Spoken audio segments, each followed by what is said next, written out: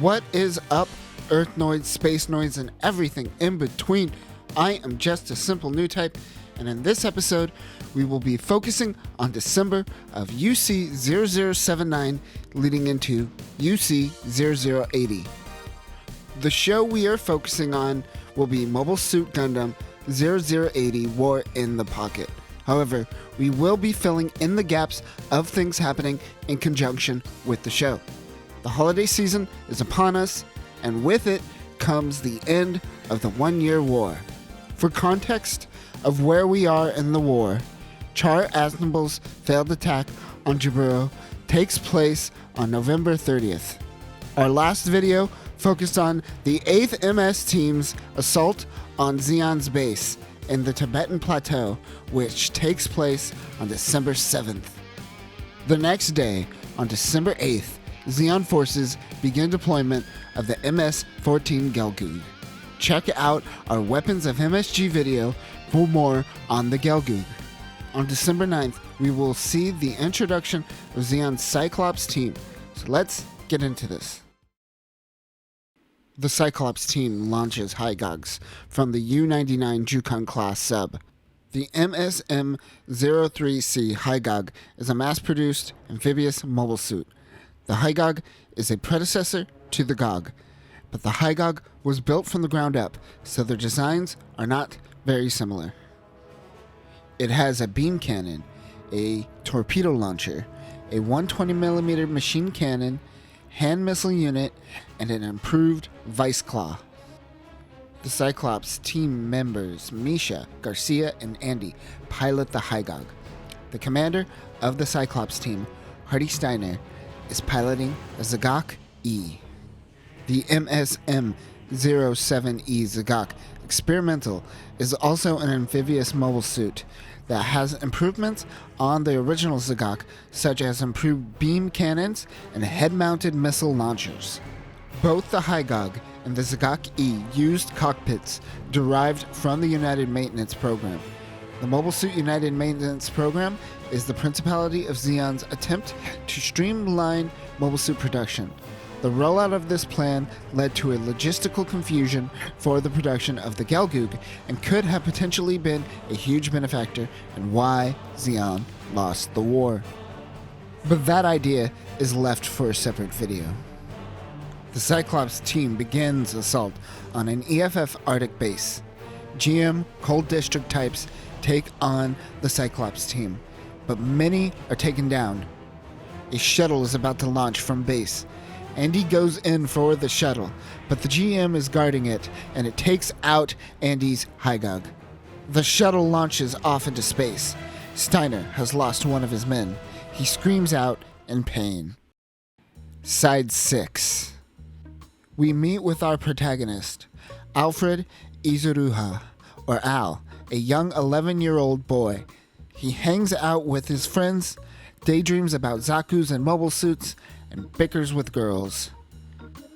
Al goes to meet with his dad, but he takes his camera to take a picture of a Federation mobile suit.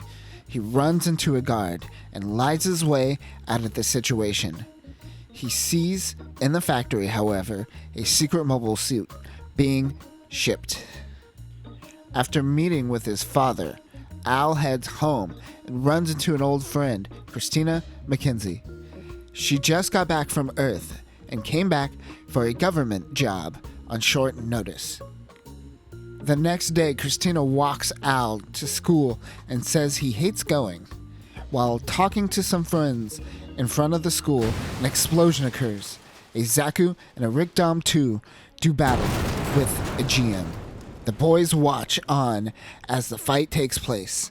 Al records the action with his camera. The MS-09R Rikdom 2 is the predecessor to the Rikdom and a product of the United Maintenance Plan. It has higher thrust output and borrows technology used in the Gelgoog. It also has the ability to operate in colony atmosphere. The Zaku crash lands. Al chases the downed Zaku to a nearby park. Al records the Zaku. While recording, he finds the pilot, Bernard Wiseman, pointing a gun right at his face. Al begins asking Bernie, questions, but doesn't want to be bothered by children. Al tells Bernie that this is the first time that he has ever seen a mobile suit, which is why Al is so excited. Bernie takes Al's camera and notices the container holding the mysterious mobile suit. Bernie convinces Al to give him the camera in exchange for his rank badge. He takes the memory card out of the camera and gives the camera back to Alfred. Another Zaku comes to pick up Bernie. He makes his escape. Al goes back to school to find out all of his classes are canceled. Al heads home and cosplays as a soldier. Meanwhile, on Granada, Colonel Killing shows Steiner and the Cyclops team the video sent by Bernie and tells them that Bernie will be a part of the Cyclops team. Bernie goes to meet with Steiner and the team. Steiner tells Bernie about the operation, known as Operation Rubicon. Operation Rubicon will involve the Cyclops team infiltrating Ribo colony at Side 6. Bernie will return to the Side 6 colony disguised as a commercial transport member, carrying a mobile suit with him. There, they will try to find the secret Federation mobile suit, where they will either capture or destroy the unit. Bernie pilots the commercial vessel, but the team shoots and puts a dead body in the co-pilot seat. Something seems off here. Bernie heads out towards the colony. Zeon launches mobile suits to cause a distraction. Bernie pretends to be in distress and asks the colony for emergency landing clearance. They give permission for Bernie to land. Steiner comes out and provides the right credentials and puts on an act to get things moving faster and ignore the proper paperwork. They don't end up inspecting the ship. Meanwhile, on Side 6, Al rushes home. On his way home, he almost gets hit by a truck. He notices that the driver of the truck is Bernie. Al realizes that Zeon forces have returned to the colony. He runs and catches up with the last truck and jumps on board. He is full of excitement. As Al hangs on the back of the truck, he wonders what is inside. As the truck makes a sudden turn, Alfred falls off the back. Al goes to inform the police. They initially don't take him seriously, but eventually they go out to scout for the trucks. The police find Al and find the trucks in an abandoned warehouse. The police question Steiner and the men. The Cyclops team are getting nervous and might have to kill the police officers. But suddenly, Al pretends that Bernie is his bigger brother and lied to the police to help find him. The police get off of Zeon's back for now. Alfred wants to be a part of the Cyclops team. He wants to be a soldier. Al tells the team where he was when he took the video footage and gives them the exact location of the secret mobile suit. Steiner gives Al an insignia patch and tells him that he has to keep everything he has seen here a secret. Bernie gives Al a ride home. One member of the team suggests killing the kid, but Steiner notes that the kid will keep Bernie busy. Later that night, Christina knocks out Bernie, who is sneaking around Al's house. Al tells her that Bernie is his brother. Bernie and Al pretend to Christina and her parents, but they find out that Christina is actually a part of the Federation. The next morning, Al goes back to the warehouse to find the Cyclops team assembling the Kämpfer. The MS-18E Kämpfer is a heavy assault mobile suit. The E stands for Einhauen, which translates to one strike in German. The unit is designed to get in and get out and cause as much damage as possible. With its role, it has the potential to outmatch the RX series, but it can't be on the battlefield for too long. The mobile suit also uses shell weapons instead of beam weapons to reduce strain on the fusion reactor and increase mobility. However, it does have a beam saber that is powered by a rechargeable energy capacitor.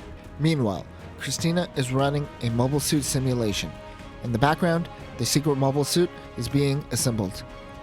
After her simulation, a Fetty soldier mentions that this unit will be shipped out to White Base.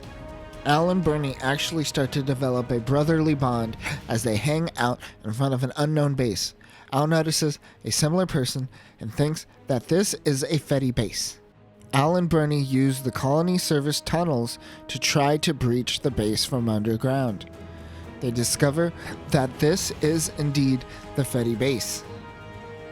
They find spacesuits and go out into space to fly over a service bridge.